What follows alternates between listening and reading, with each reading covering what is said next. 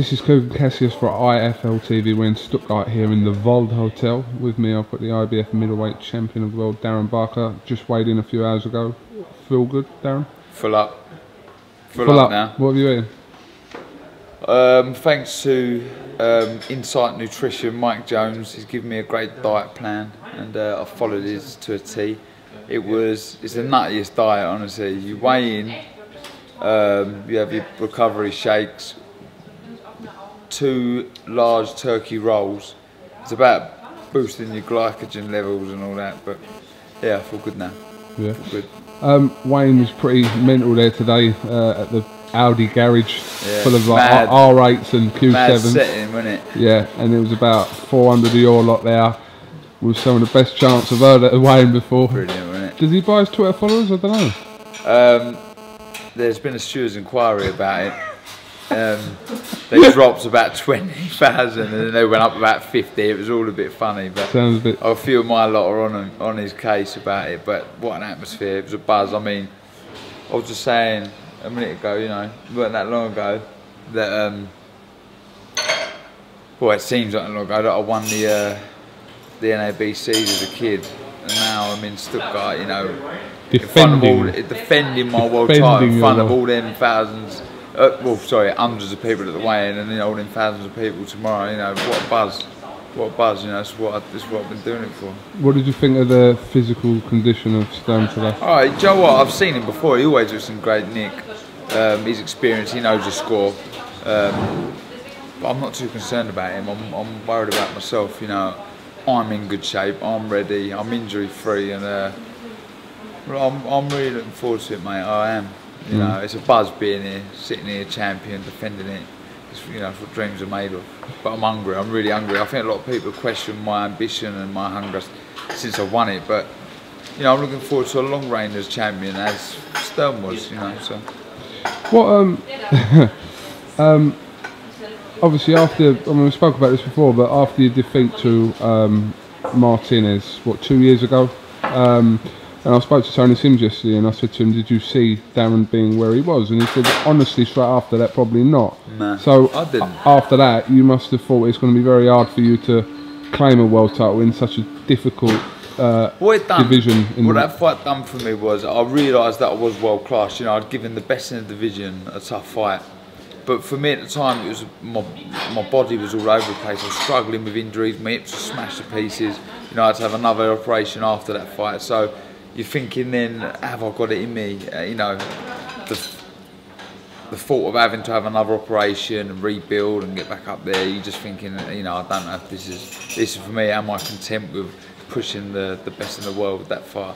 But with a lot of good people around me, a lot of good advice, having the operation done, changing the way I train, being persistent, and you know, it all come good in the end.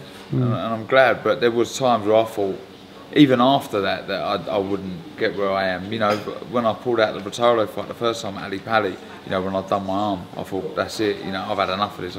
I can't keep struggling with these injuries. It's doing me in. But again, I'm so lucky. I'm surrounded by so many good people, and they've got me through some real sticky, horrible times. You know. And I've done it. Without like the cliche answers of a training camp, you know, like it's best camp you've ever had.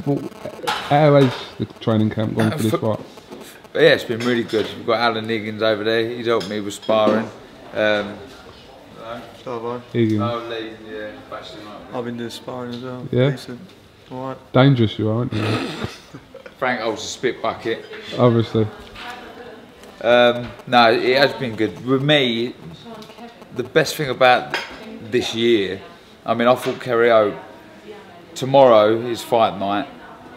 364 days ago was when I fought Kerry Oak, so a day under a year. I fought Kerry Oak, so I've had all them training camps back to back to back to back, if you like, the 4 fights, and it just keeps you sharp, keeps your eye in, and that's what I've lacked. So, you know, in a long time, I haven't had that momentum, and I've been able to have it this year. And so going into this camp now, I've got all of that behind me, that fight, that sharpness, and yeah, I'm injury free still, nothing to worry about. A brilliant sparring, so ready to rumble, mate. There's seems to be a mixed opinion of what kind of condition Sturm's in now. A lot of people seem to think that he's not the fighter he was. Some people seem to think that, you know, that this is going to be difficult for you to come here in his own backyard and take your belt with you back home. We trained for the best possible Felix Sturm, the Sturm who fought De La Hoya, you know what I mean, and pushed him right to the wire. We're training for the best one, and I'm not concerned about what people are saying as far as he's weak, he's past it. You know, we're concentrating on the best possible Felix Sturm, and you know, we come up with a good game plan, and as long as I execute it on the night, there'll only be one winner, and you know, it will be a shutout, I think, on my behalf. Are you concerned at all if it goes to points? No, I'm not. I think they've clamped down on that. Not, you know, obviously it's brilliant for me, but we're thinking of the integrity of the sport, you know, longevity, and you know, we don't want people to get turned off of the sport of boxing because of dodgy decisions, and I think the governing bodies are clamping down on that now, and you know, it's becoming a lot fairer.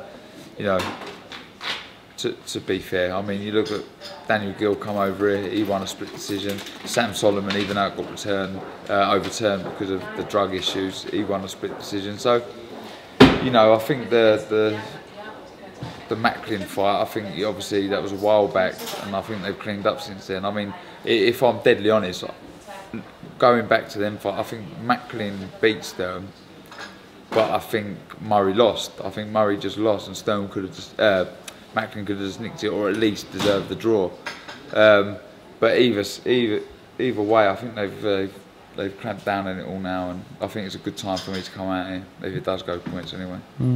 Interesting addition of the gloves. Gloves are off with the four of you recently. Yeah. And there's a good quote by you when they were talking about, you know, who was the best in that, and you said, well, you know, I am champion, I am the best, and it's interesting because, you know, Macklin truly believes that he's the best out of all you, and same with Murray as well. They'll do, you know, and that's what makes the division so good, you know, and I don't begrudge him saying that, you know, it's just I've got the world title and I was able to say that. But, you know, hopefully these fights happen. I really want to fight, you know, any of them guys, you know, whether it be Murray. I mean, I did say to Murray I'd fight him first, so I'd like to think I'm a man of my word, and I would like to fight him. So hopefully after this, I mean, I don't know what the score is with the Gill rematch and all that, but I really hope I can get in there one of these domestic dust-ups. That's what it's all about. You know, I grew up with the Ben Eubanks era and all that, and I would love to be part of something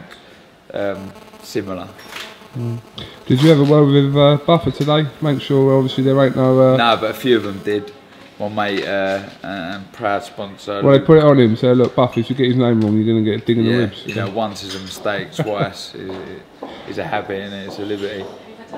But no, he's alright, he's good as gold, he's professional. Everyone makes mistakes, don't they? But there was no Baker today. Barker. No Baker today. Barker is 1-1 in world title fights. Baker's 0-1. So he got it right this time, so that's a good omen.